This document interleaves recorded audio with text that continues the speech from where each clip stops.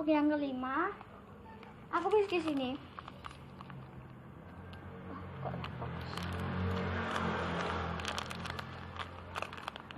Aku yang ngomong Untuk yang kelima. Untuk yang kelima, aku punya squishy ini. Semangka. Semangka. Untuk yang kelima, aku pilih squishy ini. Untuk yang keempat, aku pilih squishy ini, Milk Butter Squishy. Nih. Aku pilih squishy. Pilih keempat, aku pilih squishy yang ini. Untuk yang keempat, untuk squishy yang keempat, saya pilih yang ini, banana. Untuk yang ketiga, aku pilih squishy KSI Meet and Coffee Kitten. Ini udah parah.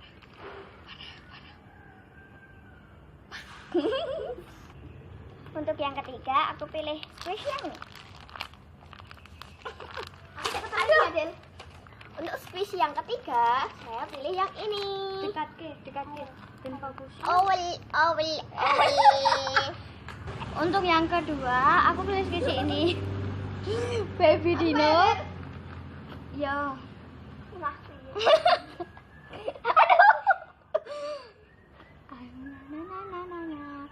Di sini ada license-nya, Bu. Kalau kelihatan tuh pokoknya.